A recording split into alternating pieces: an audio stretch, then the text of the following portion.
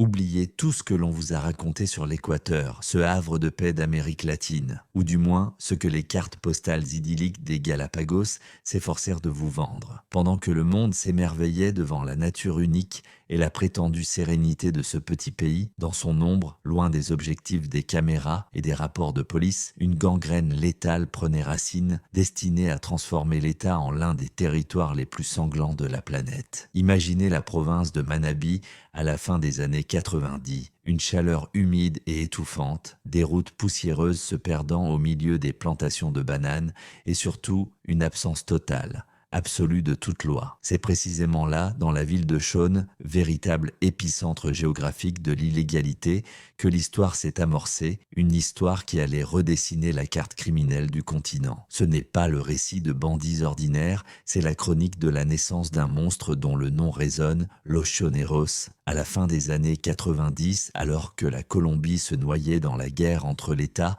les guérilleros des FARC et les paramilitaires, l'Équateur demeurait un angle mort stratégique. La drogue s'écoulait à travers la frontière comme une rivière, mais personne ne contrôlait ce flux de manière centralisée. À ce moment précis, le vide de pouvoir dans la ville de Shone fut comblé par un homme dont le nom est aujourd'hui prononcé à voix basse par les vétérans de la police. Jorge Bismarck Vélez España, mieux connu sous le nom de Teniente España, lieutenant Espagne. Il ne ressemblait pas au baron de la drogue caricatural avec ses chaînes en or. C'était un pragmatique doté de la mentalité d'un chef de guerre, le premier à comprendre que dans le monde de la cocaïne, celui qui maîtrisait les routes était plus influent que celui qui cultivait les plants. En l'année 1998, débutant comme un modeste trafiquant de drogue, Vélez España réalisa que la criminalité chaotique ne générait pas de super profit. Il lui fallait une structure, une armée. Au départ, les Los Choneros ne se sont pas constitués comme un cartel de la drogue au sens classique du terme, mais comme un bras armé, une escouade de mercenaires d'élite qui assurait la sécurité du transit pour les fournisseurs colombiens. Vélez España recrutait des individus des bas-fonds,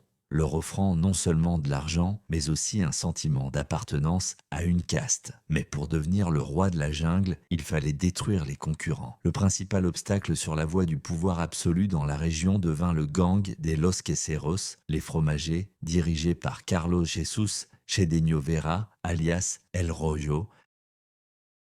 L'affrontement entre ces deux groupes, au début des années 2000, transforma les rues de Shone en un champ de bataille pour tester des tactiques de terreur qui deviendraient plus tard la signature de la criminalité équatorienne. Ce n'était pas simplement une guerre pour le territoire, c'était une campagne d'extermination. Le conflit avec les Los Queseros se distingua par une cruauté digne du Moyen-Âge, démultipliée par la disponibilité d'armes automatiques modernes. Le Teniente España ne se contentait pas de tuer ses ennemis. Il les effaçait de la surface de la terre, exterminant des familles entières afin de ne laisser aucun vengeur potentiel. Les chroniques de ces années regorgent de récits sur des corps retrouvés en bord de route avec des signes de torture impossibles à décrire sans frissonner. Le point de bascule survint lorsque les Los Choneros passèrent des liquidations ciblées aux exécutions massives. Vélez España introduisit la tactique de l'intimidation totale. Ces hommes attaquaient les maisons des membres des Los Queseros en plein jour, tirant sur quiconque se trouvait à l'intérieur, y compris les femmes et les adolescents. Dès l'année 2005, cette guerre atteignit son apogée. Les habitants de Shone vivaient sous un régime de couvre-feu, imposé non par le gouvernement, mais par les bandits. La police dans la région était à tel point achetée ou intimidée que les officiers craignaient de sortir des commissariats après le coucher du soleil. La victoire sur les Los Queseros fut totale et sanglante. Le groupe rival fut physiquement exterminé et les survivants fuirent la province, laissant Shone sous le contrôle exclusif de Vélez España. Mais les ambitions du Teniente España s'étendaient au-delà des routes poussiéreuses de sa ville natale. Ses ennemis détruits, il transforma les Los Choneros en un mécanisme impeccablement huilé de logistique de la mort. Dès l'année 2007, le groupe contrôlait les routes clés pour le transport de la cocaïne cocaïne de la frontière colombienne vers les ports de l'océan Pacifique, en particulier vers le port stratégiquement important de Manta. C'est précisément à cette période que s'opéra la transformation d'un gang de rue en une structure criminelle organisée sérieuse. Vélez España commença à établir des contacts directs avec les cartels colombiens, leur offrant ce que personne d'autre ne pouvait donner, une garantie de 100% de la sécurité du chargement sur le territoire de la province de Manabí. Les Los Choneros devinrent une sorte de compagnie d'assurance du monde criminel. Si on les payait, la cocaïne arrivait au port, sinon elle disparaissait et les chauffeurs et coursiers venaient grossir les statistiques des personnes disparues. Cependant, le succès de Vélez España attira l'attention non seulement des partenaires, mais aussi des ennemis, qui comprenaient qu'éliminer une figure de cette trempe n'était possible qu'avec une balle. La structure qu'il avait bâtie reposait sur son autorité personnelle et sur la peur. Mais dans le monde du narcotrafic, personne ne vit éternellement. L'ère du Teniente España touchait à sa fin. Mais les fondations, cimentées par le sang de ses ennemis, s'étaient déjà durcies. Il avait créé le prototype d'une organisation qui allait lui survivre, muter et devenir encore plus dangereuse. Dès l'année 2007, les Los Choneros n'étaient plus simplement un gang de chaunes. Ils étaient devenus les maîtres de toute une région, prêts à entrer sur la scène internationale. Mais pour cette étape, il leur fallait un nouveau chef et de nouveaux alliés encore plus puissants, dont les ombres commençaient déjà à s'épaissir sur la côte équatorienne. La mort du fondateur n'était qu'une question de temps et ce coup de feu, retentissant en 2007, ne devint pas la fin, mais le début d'un nouveau chapitre encore plus sombre dans l'histoire de l'Équateur, ouvrant la voie à l'expansion des cartels mexicains qui avaient depuis longtemps jeté leur dévolu sur ce paradis logistique. L'élimination physique du fondateur des Los Choneros en janvier 2007 devint non seulement un autre meurtre dans la chronique noire, mais un changement tectonique qui détermina le destin du narcotrafic pour les décennies à venir. La balle qui mit fin à la vie du Teniente España ne décapita pas l'hydre, mais accéléra seulement son évolution inévitable, libérant le trône pour une figure bien plus sinistre et d'une portée considérable. Le pouvoir passa à Jorge Luis Zambrano González, un homme dont le surnom Rasquiña devint rapidement synonyme de terreur absolue sur toute la côte du Pacifique. Si son prédécesseur avait été un chef de guerre cruel qui raisonnait en termes de guerre de rue, Rasquiña se révéla un grand stratège criminel, doté de l'esprit froid d'un dirigeant d'entreprise. Il comprit que l'avenir ne résidait pas dans les règlements de comptes locaux au coin de Chone, mais dans la logistique mondiale. Ce fut lui qui déplaça le centre de gravité de l'organisation des régions intérieures poussiéreuses de la province vers l'océan, transformant la ville portuaire de Manta en sa forteresse imprenable et son quartier général opérationnel. Sous la direction de Rasquiña, le groupe subit une mutation radicale, se transformant d'une bande de mercenaires en une corporation de services transnationale. Le moment clé de cette transformation fut l'année 2008 lorsque Rasquiña conclut un pacte avec le diable. Une alliance stratégique avec le cartel mexicain de Sinaloa qui était alors dirigé par le légendaire Joaquín El Chapo Guzmán. Les Mexicains avaient un beau besoin d'un couloir fiable pour le transit de la cocaïne colombienne, et les Los Choneros leur offrirent un paquet complet de services avec le système tout compris, réception de la cargaison à la frontière, stockage sécurisé dans les entrepôts de Manabí et, plus important encore, garantie du trafic maritime. La côte équatorienne se transforma en une gigantesque plateforme de lancement pour des vedettes rapides, Lancha Rapida, et des submersibles, qui, à la faveur de la nuit, partaient vers l'Amérique centrale et le Mexique, remplis de tonnes de poudre blanche. Rasquiña construisit une verticale de pouvoir rigide qui ferait l'envie de nombreuses holdings légales. Il introduisit une division claire du travail. Certaines unités étaient responsables exclusivement de la logistique et des transports, d'autres du renseignement et de la contre-surveillance, d'autres encore du sale boulot. Ce fut précisément à cette période que les lochoneros commencèrent à littéralement taxer tout ce qui bougeait et rapportait des revenus dans leur zone d'influence. À Manta et dans ses environs, un système de racket total fut introduit, cyniquement appelé taxe de sécurité vacuna. Tout le monde payait, des propriétaires de petites boutiques et de bars aux grandes coopératives de pêche. Les pêcheurs, dont les bateaux étaient idéaux pour le transport de drogue et le ravitaillement des vedettes rapides en haute mer, se retrouvèrent face à un choix terrible, soit collaborer avec le cartel, fournissant leurs propres embarcations et équipages, soit trouver la mort au fond de l'océan. Ceux qui tentèrent de résister, ou pire encore, de travailler pour des concurrents, étaient soumis à des exécutions démonstratives, que Rasquinia transforma en un instrument de marketing de l'horreur. Dès l'année 2010, l'influence de Rasquinia devint absolue. Il ne contrôlait pas simplement le port de Manta, porte-clés pour l'exportation de thon et officieusement, de cocaïne, il était devenu le gouverneur de l'ombre de la région. Ces hommes infiltrèrent les commissariats de police locaux, le système judiciaire et les municipalités. Les informations sur tout raid planifié arrivaient sur le bureau de Rasquinia avant même que les policiers n'aient le temps de démarrer les moteurs de leur voiture de patrouille. Cependant, une telle impunité et l'ampleur des opérations ne pouvaient rester éternellement sans réponse de la part du gouvernement central de Quito, qui subissait la pression de Washington exigeant des actions décisives contre le narcotrafic croissant. L'État, qui avait longtemps fermé les yeux sur ce qui se passait dans la province, commença à préparer une contre-attaque qui, par ironie du sort, devint son erreur stratégique la plus fatale.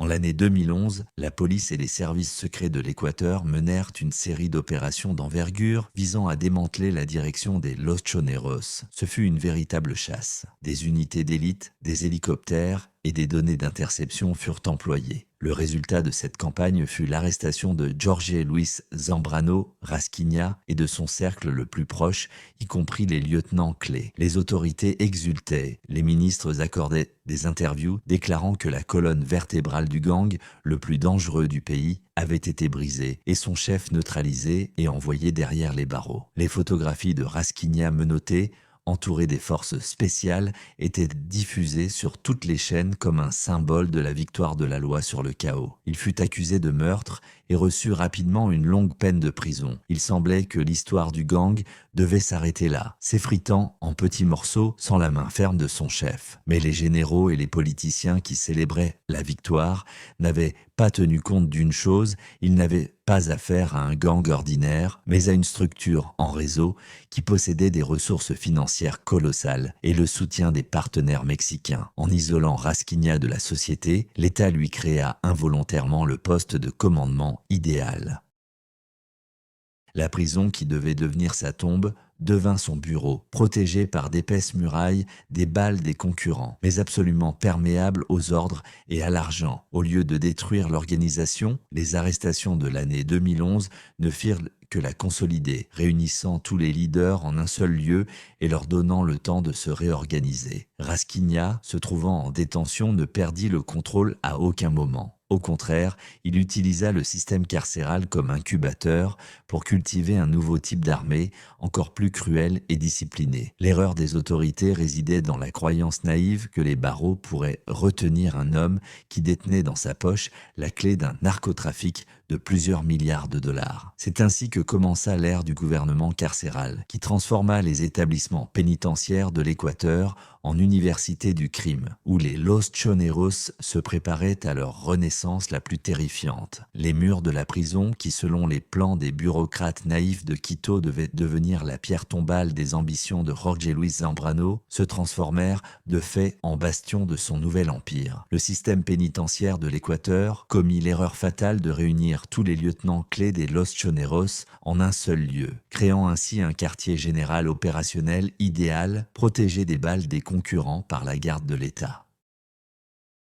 La période de 2011 à 2019 devint l'époque d'un monstrueux paradoxe. Tandis que les politiciens annonçaient une baisse du taux de criminalité derrière les barbelés des prisons littorales à Guayaquil et Latacunga, à Cotopaxi, un État dans l'État se formait, où les lois de la République n'avaient aucune force. Rasquinia, même en cellule, non seulement conserva le titre de chef des chefs, mais transforma le concept même de détention carcérale en faisant un modèle économique lucratif. Sa cellule ressemblait plus au bureau d'un cadre supérieur avec Internet haut débit, télévision par satellite et un flux continu de visiteurs qu'à un lieu d'expiation des péchés. C'est précisément dans ces boîtes de béton qu'un système de raquette interne totale fut construit, rapportant au groupe des millions de dollars avant même que la première cargaison de cocaïne ne quitte le port. Rasquinia monétisa l'air s'installèrent même au sein des prisons. Chaque nouveau détenu qui entrait dans le système devenait automatiquement débiteur du cartel. Il fallait payer pour tout, pour le droit de dormir sur un matelas, pour une nourriture non empoisonnée, pour la possibilité d'utiliser le téléphone et surtout pour l'intégrité physique. Ceux dont les familles ne pouvaient réunir la somme nécessaire se transformaient en esclaves ou mules à l'intérieur du périmètre et souvent même en chair à canon pour des combats de gladiateurs sanglants organisés pour le divertissement des dirigeants.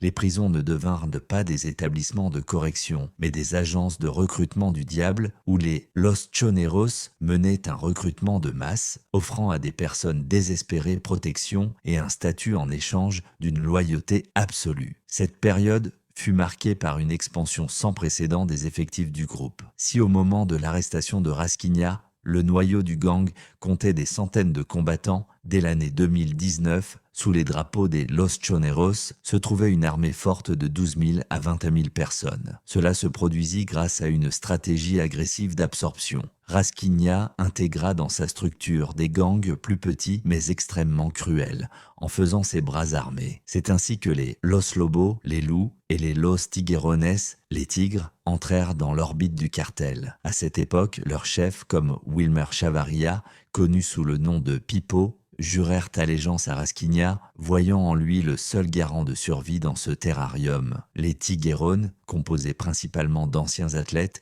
et de personnes originaires de la province d'Esmeralda, devinrent l'équipe d'assaut d'élite, tandis que les Lobos assumèrent les fonctions de force spéciale carcérale, contrôlant des pavillons entiers avec une discipline qui frôlait le militaire.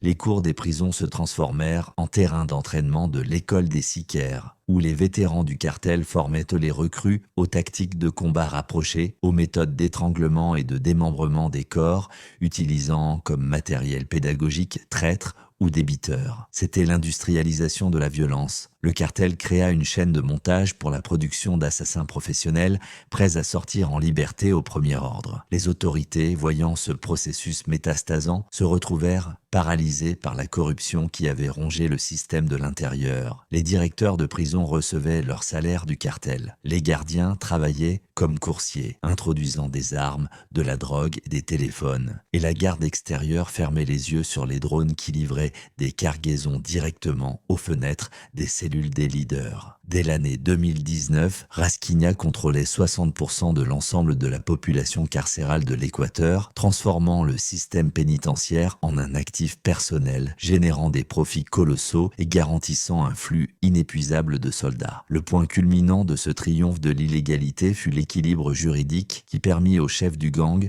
le plus dangereux du pays, de retrouver la liberté. La corruption dans le système judiciaire atteignit de telles proportions que les sentences étaient achetées et vendues comme des petits pains. Les avocats de Rasquinia, utilisant des failles législatives et, indubitablement, des valises pleines de billets, entamèrent le processus de révision de son dossier. Le juge José Tamayo Arana, dont le nom restera à jamais dans les listes noires des combattants contre la mafia, prit la décision de réduire sa peine de prison appliquant le principe de la semi-liberté pour prétendue bonne conduite et études en prison. Ce fut un crachat au visage de l'État tout entier. L'homme responsable de centaines de morts et de tonnes de cocaïne sortait en liberté, non pas par un tunnel souterrain ou une fusillade, mais par la porte principale, un mandat judiciaire en main. En juin de l'année 2020, Jorge Luis Zambrano quitta les murs de la prison Cotopaxi. Il ne sortait pas en détenu brisé, mais en triomphateur, un roi qui avait réussi à soumettre le système destiné à le détruire. Rasquinia retourna à Manta pour diriger personnellement l'empire qui, pendant son absence, avait grandi en taille, mais commençait à craqueler sous l'effet de contradictions internes. Ses vassaux des sous-structures, loups et tigres,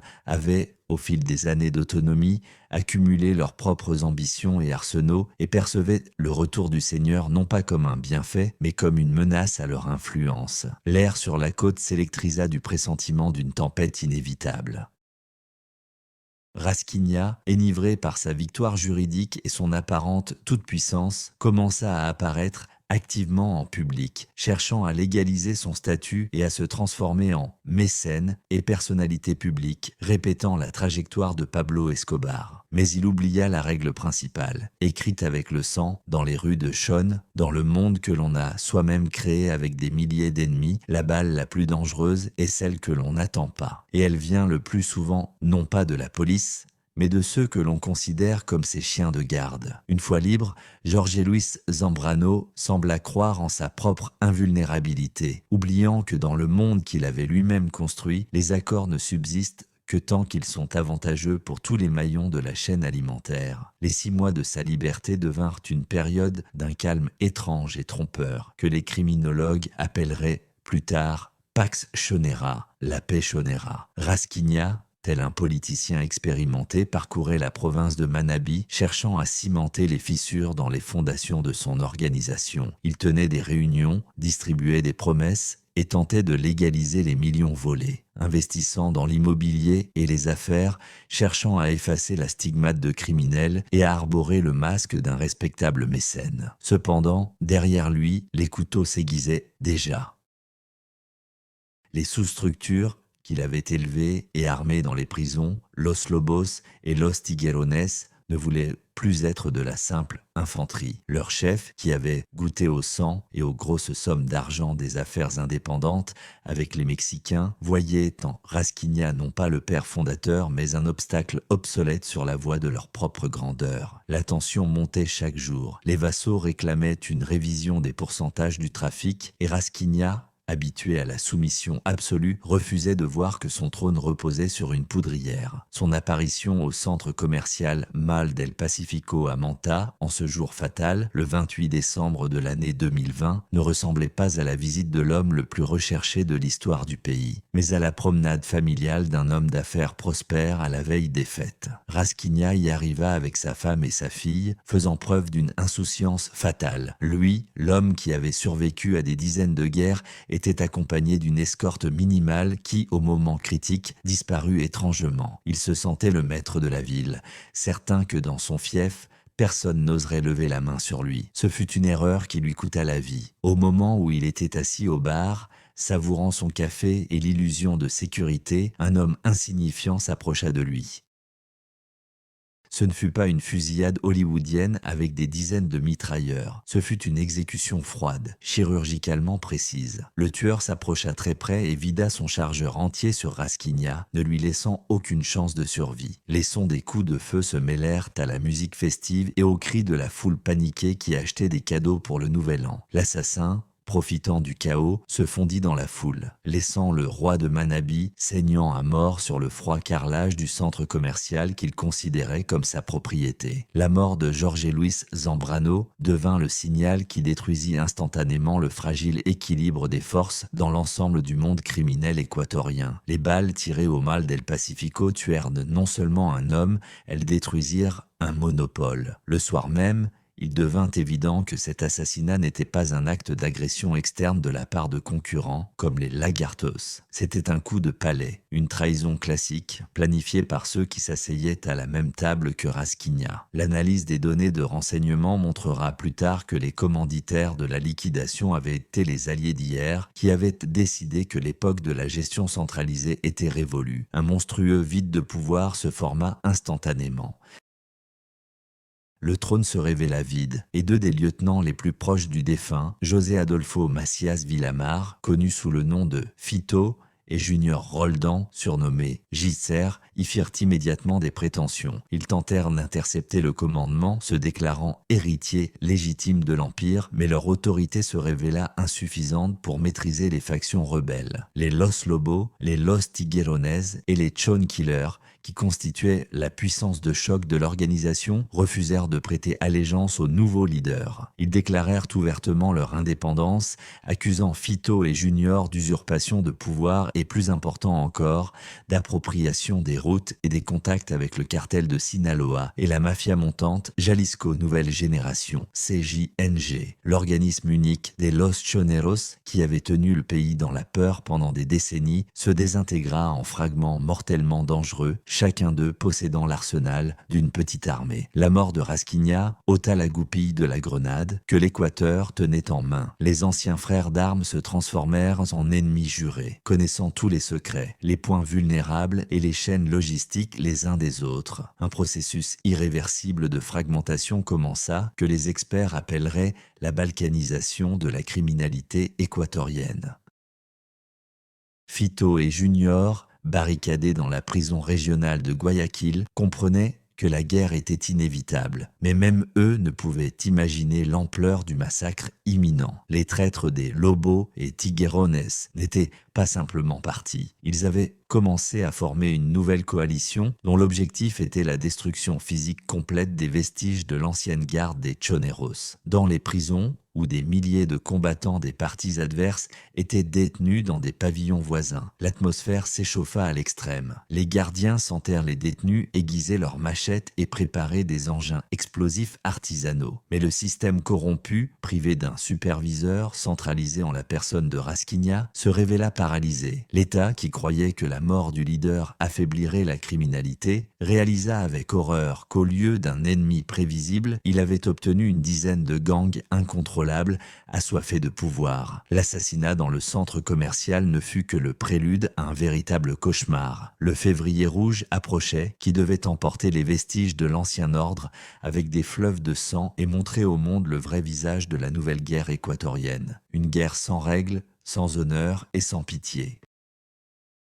Le matin du 23 février de l'année 2021 commença dans le système pénitentiaire de l'Équateur par un silence trompeur qui, comme on le découvrit plus tard, n'était que le calme avant la tempête la plus sanglante de l'histoire moderne du pays. Au moment où les gardiens se préparaient au changement de quart et où les détenus sortaient pour l'appel du matin, dans les entrailles des blocs carcéraux, un détonateur invisible se déclencha. Ce ne fut pas une révolte spontanée causée par les mauvaises conditions de détention ou l'arbitraire de la garde. Ce fut une opération militaire planifiée avec une précision diabolique et synchronisée à la seconde près. À 8 heures du matin, simultanément dans 4 des plus grandes prisons du pays, à Guayaquil, Cuenca et Latacunga, l'enfer commença. Les anciens alliés des Los Lobos et Los Tiguerones, qui pendant des années avaient partagé le pain et le sang avec les Los Choneros, jetèrent les masques de la loyauté et commencèrent l'extermination méthodique de ceux qui étaient restés fidèles aux héritiers de Rasquignat, Fito et Junior. Le signal d'attaque passa par des messagers cryptés et des milliers de détenus armés jusqu'aux dents, comme à un commandement, transformèrent les couloirs des prisons en un abattoir. Ce qui suivit est difficile à décrire avec le langage aride des procès-verbaux de police, car l'ampleur de la cruauté dépassait les limites de l'entendement humain. Les agresseurs, armés non seulement de poinçons artisanaux, mais aussi d'armes automatiques, de grenades et même de tronçonneuses introduites par les gardiens corrompus, firent irruption dans les pavillons de haute sécurité où étaient détenues les figures clés des Los Choneros. Ce n'était pas une bagarre générale, c'était un nettoyage ethnique miniature. À la prison Turi à Cuenca, les scènes rappelaient les épisodes les plus sombres du Moyen-Âge. Les miliciens des loups décapitaient leurs ennemis directement dans les cellules et ensuite, dans un accès d'euphorie folle, jouaient au football avec les têtes des victimes dans la cour de la prison, filmant tout cela avec leur téléphone portable pour le diffuser sur les réseaux sociaux. Ces images firent instantanément le tour du pays, paralysant la société d'horreur et démontrant un mépris absolu pour la vie et la loi. Le massacre se poursuivit pendant plusieurs heures, au cours desquelles l'État cessa de facto d'exister sur le territoire des prisons. Les unités de police d'élite, rassemblées devant les murs des établissements pénitentiaires, furent contraintes d'observer impuissantes les nuages de fumée noire qui s'élevaient au-dessus des bâtiments et d'écouter les sons continus des coups de feu et les cris des mourants.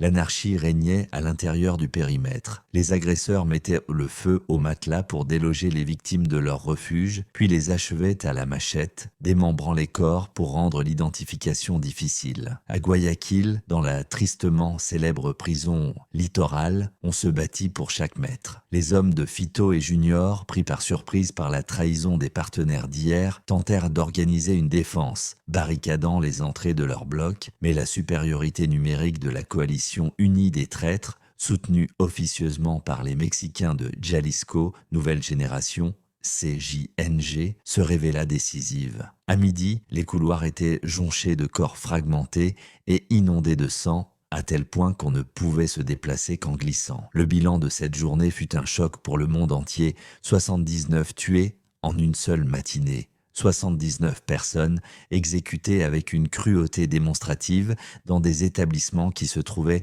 sous le plein contrôle de l'État. Mais plus terrible que les chiffres fut le caractère même des meurtres. Les autopsies montrèrent que de nombreuses victimes avaient été démembrées encore vivantes, et à certaines, on avait arraché le cœur, un rituel emprunté au cartel de la drogue mexicain pour une intimidation maximale.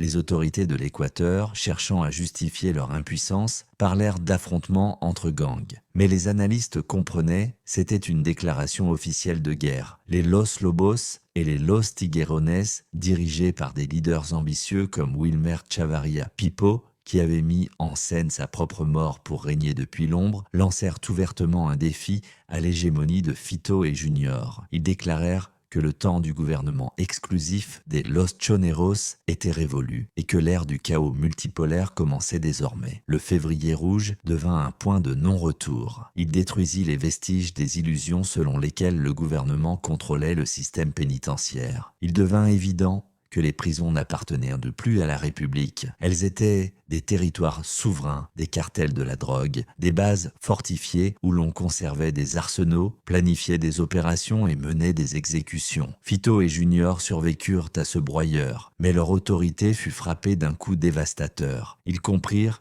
que leur forteresse avait une fissure et que l'ennemi ne se trouvait pas en dehors des murs, mais dans le bloc d'à côté. À partir de ce moment, la guerre passa à la phase de destruction totale où l'on ne fait pas de prisonniers et où toute tentative de négociation est perçue comme une faiblesse.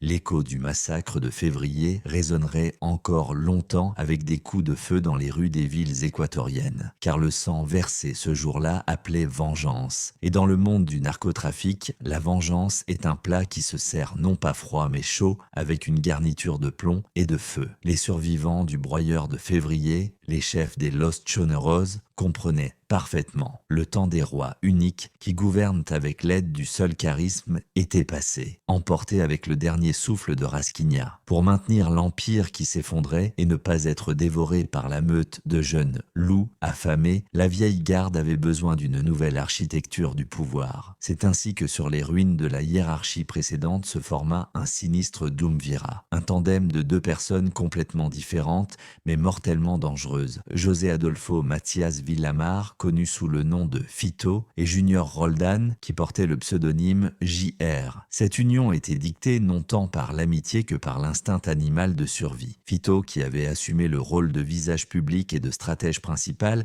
était une figure unique pour le monde criminel. Se trouvant derrière les barreaux, il avait réussi à obtenir un diplôme en droit, se transformant en une sorte d'intellectuel carcéral qui citait les lois avec la même aisance qu'il donnait des ordres d'exécution.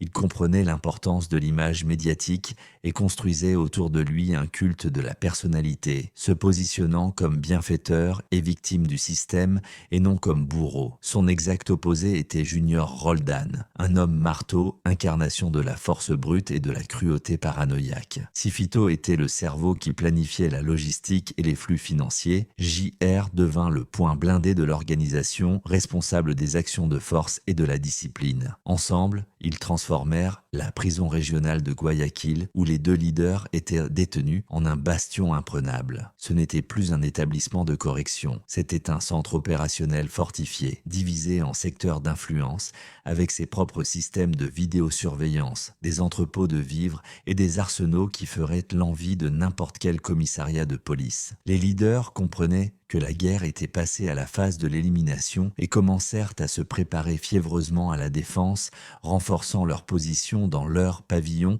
et les remplissant d'armes, livrées par les gardiens corrompus et à l'aide de drones. Le printemps et l'été de l'année 2021 se passèrent sous un régime de guerre de position. Les Los Lobos et les Los Tiguerones, enivrés par le succès du massacre de février, n'avaient aucune intention de s'arrêter.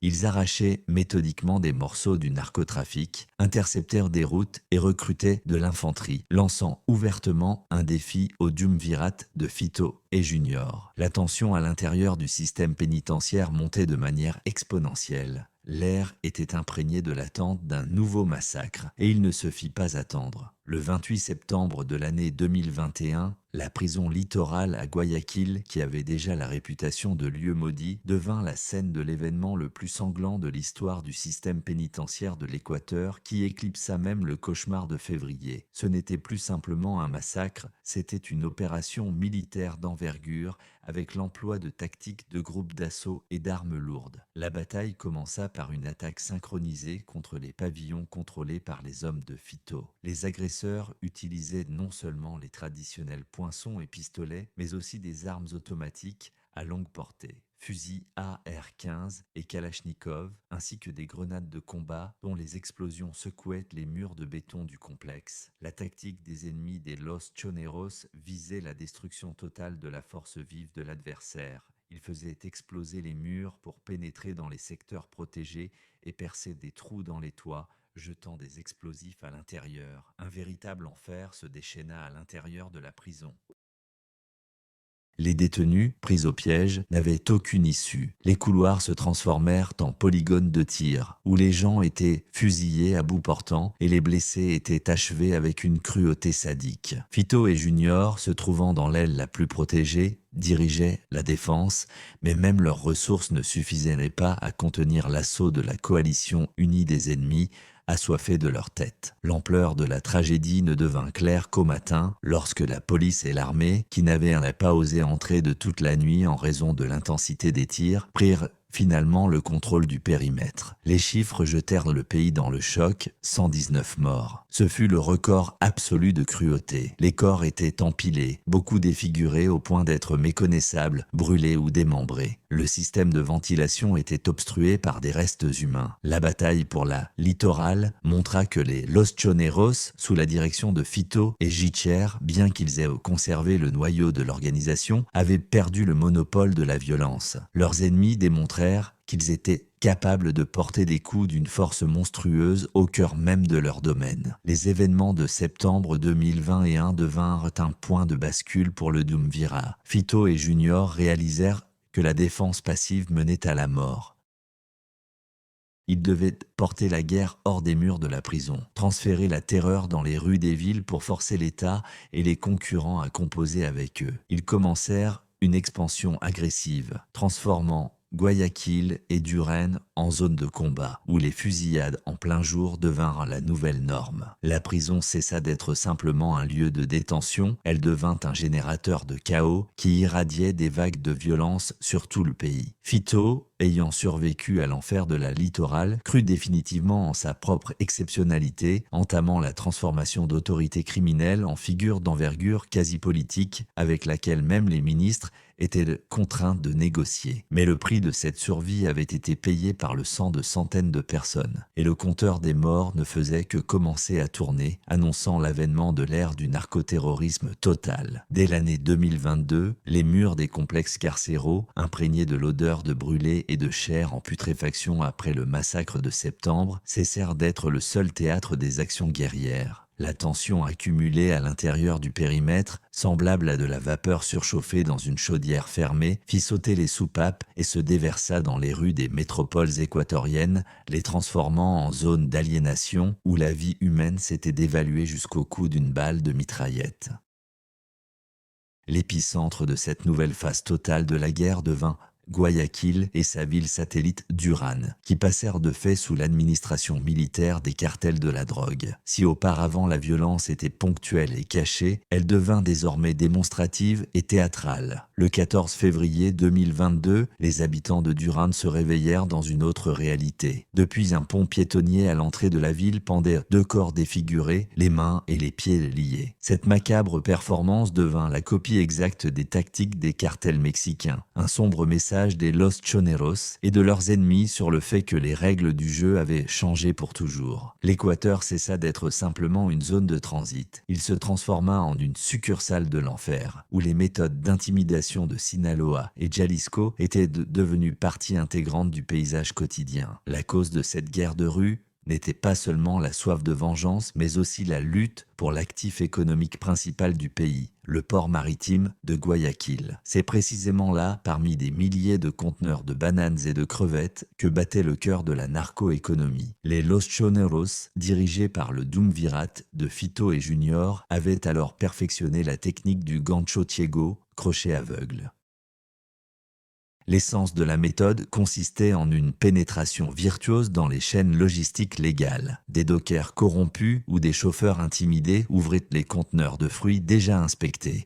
Ils chargeaient des sacs de cocaïne et les scellaient avec des seaux clonés indissociables des originaux. Ce processus ne prenait que quelques minutes, mais rapportait des milliards. Le port se transforma en une passoire à travers laquelle des tonnes d'or blanc partaient vers Anvers, Rotterdam et Valence. Dans ce schéma, l'Équateur devint un hub mondial où les intérêts des Los Choneros s'entremêlèrent avec les opérations de la mafia albanaise, connue sous le nom de Compagnia Bello. Les clans balkaniques, établis dans les quartiers prestigieux de Guayaquil sous l'apparence d'investisseurs, garantissaient la réception de la cargaison en Europe, tandis que les Mexicains de Sinaloa assuraient les fournitures de matières premières depuis le nord. Fito et Junior agissaient là comme garants et opérateurs de ce gigantesque tapis roulant, prélevant une taxe pour chaque kilogramme transitant par leur territoire. Cependant, l'aspect le plus surréaliste de l'année 2022 ne fut pas le raffinement de la contrebande, mais la publicité absolue et moqueuse des leaders des Los Choneros se trouvant dans la prison régionale de Guayaquil. Adolfo Matia, dit Fito, abolit définitivement la frontière entre détenus et pop stars.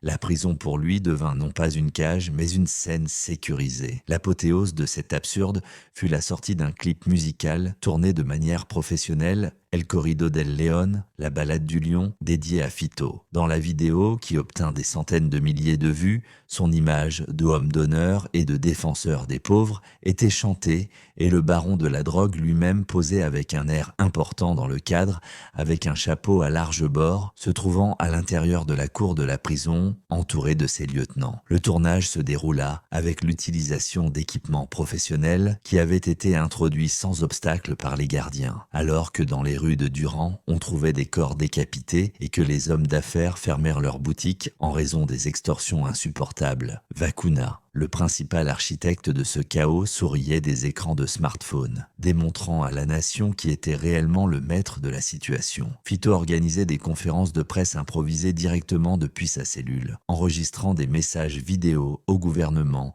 et à la nation dans lesquels il citait des codes juridiques et proposait ses conditions d'accord de paix. Ce fut la forme la plus haute d'humiliation de la machine étatique. Un criminel condamné à 34 ans de réclusion dictait l'ordre du jour, assis sur un fauteuil plus proche d'un trône. Les autorités se trouvèrent prises au piège de leur propre impuissance et corruption. Toute tentative de transférer Fito dans une autre prison ou d'aggraver le régime de sa détention se heurtait à la menace d'une révolte sanglante immédiate, qui pouvait coûter la vie à des centaines de détenus et d'employés. Vers la fin de 2022, la situation atteignit le point d'ébullition. Guayaquil entra dans la liste des villes les plus dangereuses du monde, dépassant de nombreux points chauds du Mexique et du Brésil. Le pouvoir de Fito et Junior semblait inébranlable, renforcé par l'alliance avec les syndicats internationaux et une armée de miliciens fanatiquement fidèles. Mais dans le monde construit sur le sang, la stabilité n'est qu'une illusion. Alors que Fito jouissait de sa notoriété médiatique et que Junior renforçait les structures de force, leurs ennemis préparaient un nouveau coup, visant à la destruction de ce monstre à deux têtes. Le destin préparait au Duumvirat une épreuve qui briserait leur union et déclencherait une réaction en chaîne d'événements menant à une crise politique d'envergure nationale. L'année suivante, 2023, devait apporter non seulement de nouvelles morts, mais aussi un coup au cœur même de la démocratie équatorienne, montrant que les appétits de la narcomafia ne se limitaient plus à l'argent. Ils voulaient le pouvoir politique.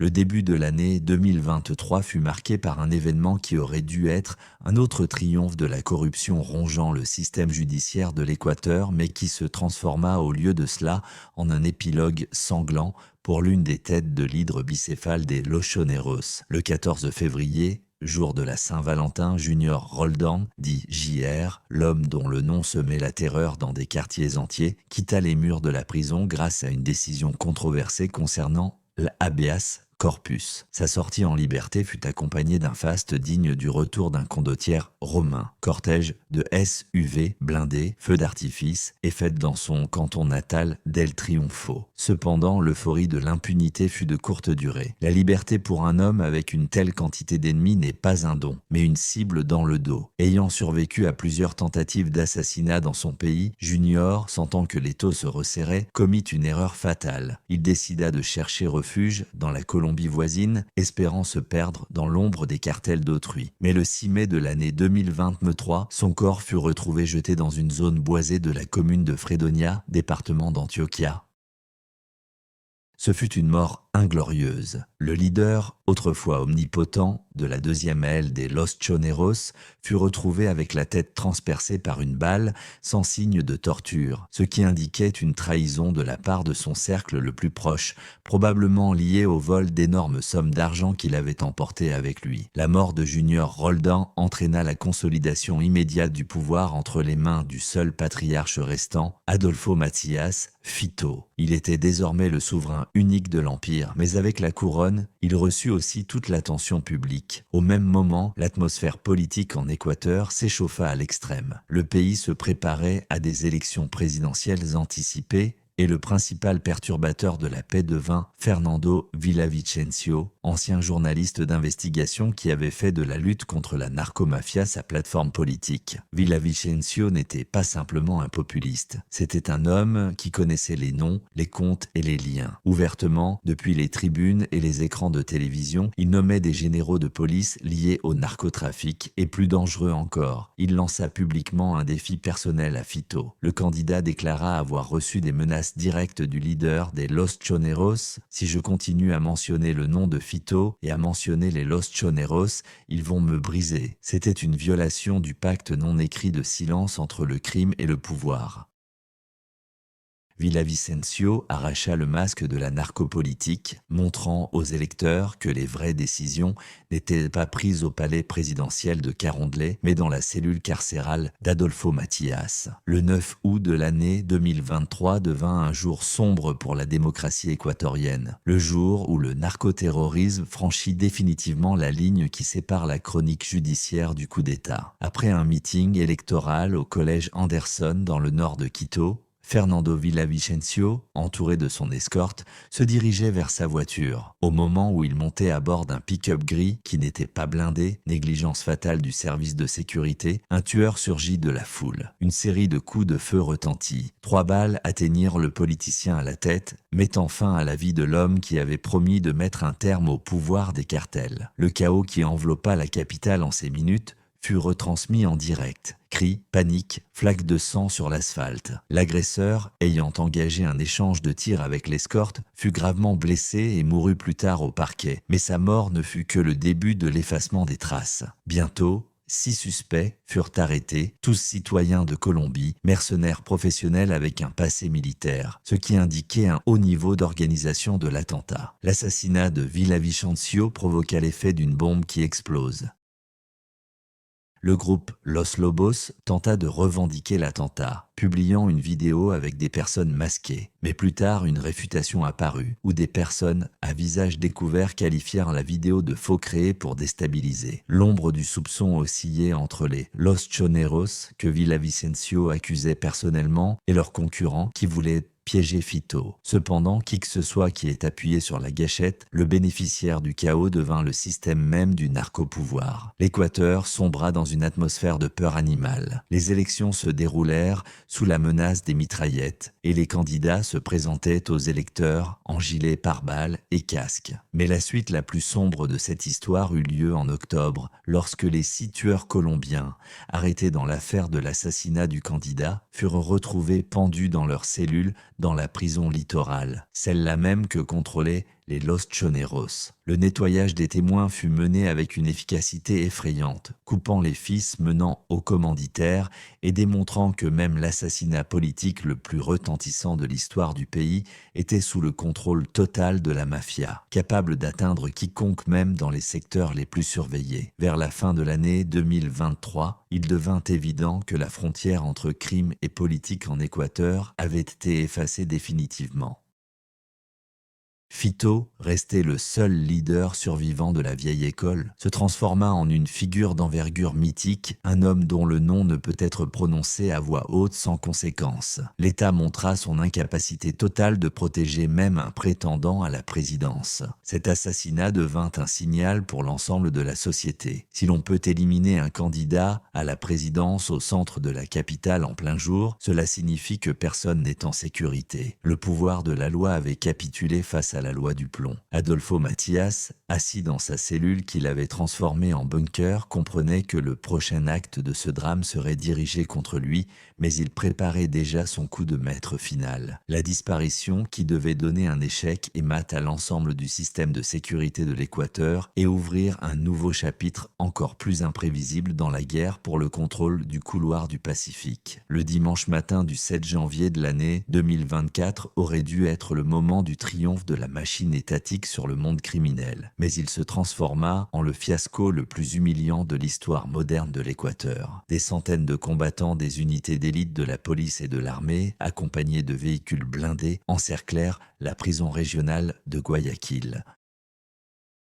L'objectif de l'opération spéciale d'envergure, Phoenix, était le transfert d'Adolfo Maciá, Fito, vers la prison de haute sécurité, La Roca, un bunker de béton d'où, théoriquement, il est impossible de s'échapper et d'où il est impossible de diriger un empire. Le plan était gardé dans le secret le plus strict. Seule une poignée de hauts fonctionnaires en avait connaissance. Cependant, lorsque les groupes d'assaut ayant coupé les cadenas, firent irruption dans la cellule du leader des Los Choneros, un silence assourdissant les accueillit. Au lieu du criminel le plus dangereux du pays, les forces spéciales ne trouvèrent qu'un lit parfaitement fait, une télévision allumée et une collection de montres coûteuses. Fito avait disparu. La cellule qui aurait dû être le point le plus surveillé de l'État se révéla vide. Plus tard, les services de renseignement constateront avec horreur le baron de la drogue n'avait pas quitté la prison par un tunnel souterrain, comme le Mexicain El Chapo, ni lors d'une révolte sanglante. Très probablement, il était simplement sorti par la porte principale déjà à la veille de Noël,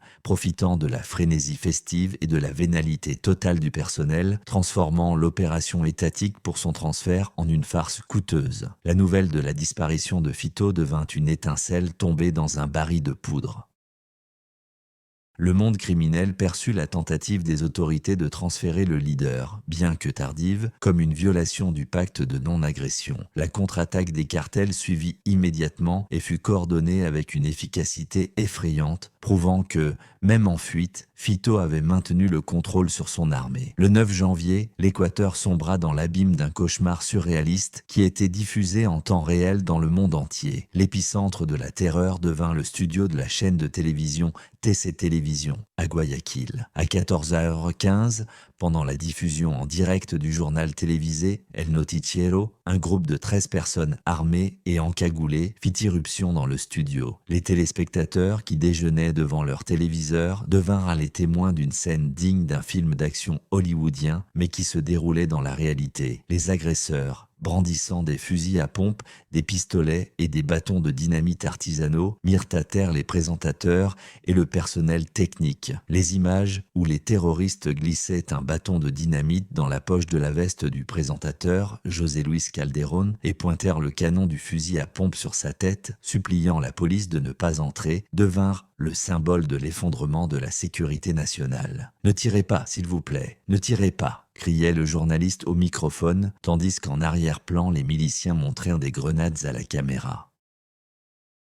Ce fut une action d'intimidation d'une ampleur inédite. La narcomafia s'était emparée de l'antenne nationale pour dicter ses conditions à l'État. Il fallut environ 2 heures à la police pour prendre d'assaut le bâtiment et libérer les otages sans victime. Mais le dommage psychologique fut colossal. Au même moment, le chaos enveloppa le pays tout entier. À l'université de Guayaquil, étudiants et professeurs barricadaient les portes des salles de classe avec des pupitres, fuyant les rumeurs d'intrusion de groupes armés. À Esmeraldas, Loja et Quito, des voitures et des bus prirent le feu. Des bandits kidnappèrent des policiers directement au poste de contrôle, enregistrant des messages vidéo où les officiers, sous la menace d'une arme, lisaient des ultimatums au président, après quoi certains d'entre eux étaient exécutés de sang-froid. Les explosions retentissaient sur les ponts piétonniers, dans les quartiers commerciaux et près des bâtiments administratifs. En seulement 24 heures, plus de 30 actes de violence coordonnés furent enregistrés. Ce n'était plus de la simple criminalité, c'était une guerre hybride,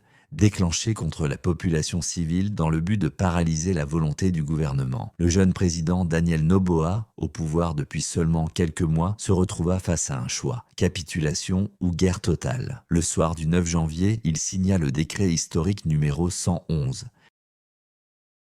Dans ce document, pour la première fois dans l'histoire de l'Équateur, ce qui se passait était qualifié non pas d'opération de police, mais de conflit armé interne. 22 groupes criminels, y compris les Los Choneros, les Los Lobos et les Los Tiguerones, furent officiellement déclarés organisations terroristes. Cette nuance légale libéra les mains des militaires. Désormais, l'armée pouvait utiliser la force létale contre les bandits comme contre des combattants ennemis, sans avoir à passer par de complexes procédures bureaucratiques. Les chars sortirent dans les rues des centres historiques. Les soldats commencèrent à patrouiller le métro et les aéroports. L'Équateur se transforma en un camp militaire. Un ratissage de masse commença. Des milliers de suspects furent arrêtés, les prisons se remplirent à nouveau et les photographies de membres de gangs à moitié nus et tatoués, entassés dans les cours des colonies, rappelaient les images d'El Salvador à l'époque de Bukele. Cependant, le trophée principal de cette guerre, Adolfo Matías, Fito, lui-même, s'était volatilisé dans l'air. Sa fuite et l'explosion de violence qui s'ensuivit montrèrent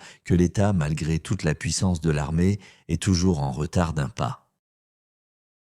Tandis que les soldats prenaient d'assaut une cellule vide, l'architecte du chaos se trouvait déjà loin de leur portée, observant comment son pays brûlait dans le feu qu'il avait lui-même allumé, démontrant que le vrai pouvoir appartient non pas à celui qui porte l'écharpe présidentielle, mais à celui qui peut contraindre une nation à s'immobiliser de terreur d'un seul claquement de doigts. Aujourd'hui, alors que la fumée des voitures brûlées en janvier 2024 s'est enfin dissipée et que les rues de Quito et Guayaquil sont patrouillées par les chars et l'armée régulière, il devient clair, l'Équateur ne sera plus jamais le même. La disparition d'Adolfo Matías, surnommé Fito de la prison littorale, n'a pas seulement humilié la machine étatique. Elle a tracé une ligne sanglante sous l'histoire de 30 ans de transformation d'une bande locale en un conglomérat criminel transnational. À ce jour, les Los Choneros représentent non pas simplement un groupe de miliciens, mais une métastase profondément intégrée dans les structures étatiques. L'ampleur de leur influence frappe l'imagination. Selon les estimations les plus modestes des services de renseignement, sous les drapeaux de Fito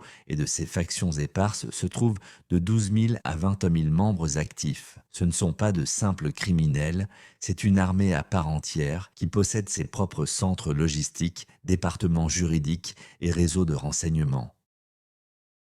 L'opération Métastase, lancée par la procureure générale Diana Salazar, peu avant la fuite de Fito, a mis à nu une terrible vérité. Les Los Choneros contrôlaient non seulement les ports, mais aussi les salles d'audience, les commandements de police et les plus hauts échelons des forces armées. Dans le cadre de cette affaire, plus de 70 raids ont été menés, des dizaines de juges et de hauts fonctionnaires qui avaient, pendant des années, garanti au groupe l'immunité juridique et le feu vert pour les tranchées de cocaïne ont été arrêtés. La géographie des activités des Los Choneros a depuis longtemps dépassé les frontières de la province de Manabí. Le groupe a transformé l'Équateur en la principale plateforme de cocaïne du monde. Un pont stratégique entre les laboratoires colombiens et les consommateurs européens. Chaque année, des centaines de tonnes de drogue transitent par les ports de Guayaquil, Pozorja et Manta, et leurs partenaires ne sont pas seulement les cartels mexicains de Sinaloa et Jalisco, nouvelle génération, mais aussi les syndicats criminels balkaniques, en particulier la mafia albanaise Compagnia Bello. Cette alliance a transformé l'industrie de la banane de l'Équateur en la couverture idéale. Aujourd'hui, un conteneur sur 3, en partance pour Anvers ou Rotterdam, transporte potentiellement la cargaison mortelle du cartel. Malgré le régime de conflit armé interne déclaré par le président Daniel Noboa et la reconnaissance du gang comme organisation terroriste, sa base économique reste pratiquement intacte. Fito, contre qui une notice rouge d'Interpol a été émise, demeure à l'état de fantôme. Ses traces se perdent aux frontières du Pérou, de la Bolivie et de l'Argentine. C'est précisément de Cordoue en janvier 2024 que sa femme et ses enfants ont été déportés. Mais le leader lui-même s'est échappé, démontrant que son réseau de sécurité fonctionne à un niveau intercontinental. Cependant, la grandeur de l'empire des Los Choneros est aujourd'hui érodée de l'intérieur. La fragmentation, amorcée après la mort de Rasquiña, a atteint son apogée. Les anciens vassaux, Los Lobos et Los Tiguerones, sont devenus leurs ennemis les plus féroces, menant une guerre d'extermination pour le contrôle du microtrafic et des ports. Ce n'est plus une structure monolithique, mais un écosystème chaotique de micro-cartels, où la trahison est la seule monnaie forte. L'État, cherchant à réprimer une tête de l'hydre, se heurte inévitablement au fait qu'à sa place en poussent de nouvelles, encore plus affamées et moins prévisibles. La tragédie de l'Équateur réside dans le fait que le pays est devenu l'otage de sa propre géographie et de la corruption qui, pendant des décennies, a imprégné chaque niveau de pouvoir. Les Los Choneros ont démontré qu'une organisation criminelle moderne n'a pas besoin d'un statut légal pour gouverner une nation. Il lui suffit de contrôler la peur. En résumant cette chronique pluriannuelle de violence, nous voyons le parcours d'un gang artisanal de mercenaires de Chone à un géant logistique mondial dont les décisions influencent les cours de la cocaïne à Londres et Madrid. Cette histoire est une dure leçon sur la façon dont l'inaction et la vénalité des autorités sont capables de transformer une société pacifique en un champ d'expérimentation pour le narcoterrorisme. Les Los Choneros ne sont pas simplement un gang, ils sont le symbole de la nouvelle réalité de l'Amérique latine où la loi du plomb a définitivement remplacé la Constitution. La guerre déclarée par le gouvernement en l'année 2024 se poursuit encore, et son issue déterminera si l'Équateur restera un État souverain ou se transformera définitivement en un narco-hub sous la gestion de rois invisibles